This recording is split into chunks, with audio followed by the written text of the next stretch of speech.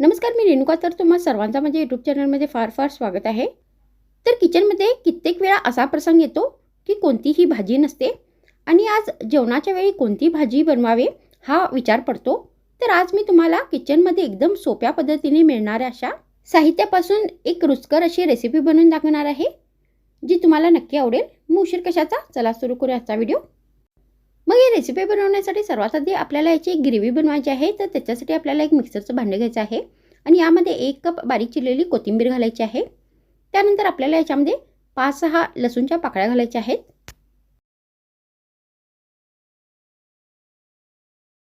त्यानंतर आपल्याला याच्यामध्ये चवीनुसार बारीक चिरलेली हिरवी मिरची घालायची आहे. त्यानंतर मी ते एक बारीक चिरलेला टोमॅटो घेतलेला आहे, तर तो आपल्याला याच्यामध्ये घालायचा आहे.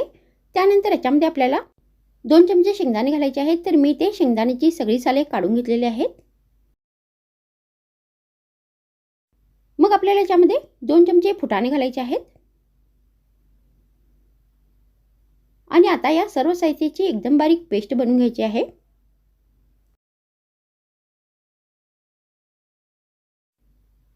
तर मी ते सर्व साहित्याची एकदम बारीक पेस्ट बनवून घेतलेली आहे. मग आपल्याला ही रेसिपी बनवण्यासाठी गॅसवर एक भांडे ठेवायचे आहे आणि यामध्ये 2 चमचे तेल घालायचे आहे. मग तेल गरम झाल्यानंतर आपल्याला याच्यामध्ये अर्धा चमचा मोहरी घालायची आहे आणि अर्धा चमचा जिरे घालायचे आहे.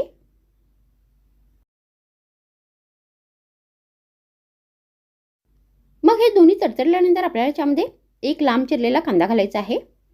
तर तुम्ही ते कांदा बारीक पण चिरून घेऊ शकता. त्यानंतर आता आपल्याला हा कांदा व्यवस्थित तेलात परतून घ्यायचा आहे. व्यवस्थित हा कांदा फ्राय करून घ्यायचा आहे.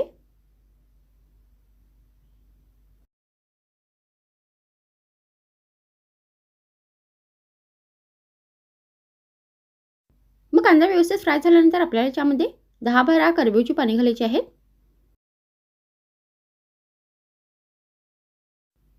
आणि ते पाणी पण व्यवस्थित तेलात फ्राय करून घ्यायचे आहेत.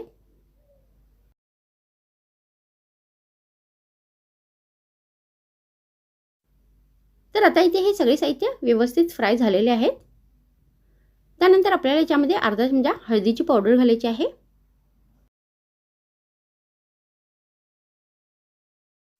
त्यानंतर यामध्ये आपल्याला अर्धा चमचा धने पावडर घालायची आहे.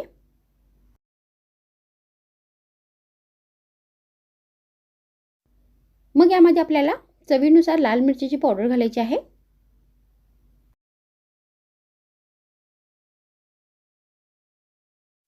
आणि परत हे सगळे साहित्य व्यवस्थित आपल्याला तेलात परतून घ्यायचे आहेत.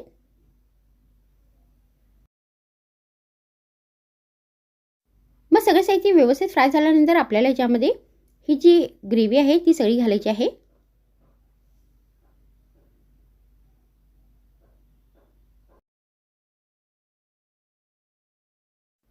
आणि परत हे सगळे साहित्य व्यवस्थित मिक्स करायचे आहेत.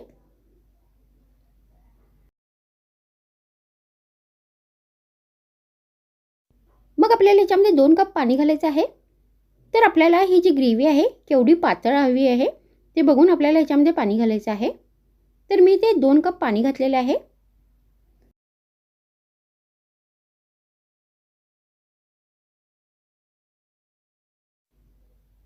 त्यानंतर आपल्याला याच्यामध्ये चवीनुसार मीठ घालायचं आहे.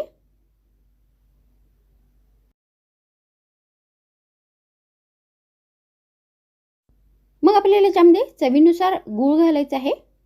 तर गूळ हे ऑप्शनल आहे. तर तुम्ही इथे गुळाच्या जागी साखरेचा पण वापर करू शकता. त्यानंतर आता आपल्याला ही जी ग्रेव्ही आहे ती व्यवस्थित 2 मिनिटांपर्यंत उकळून घ्यायची आहे.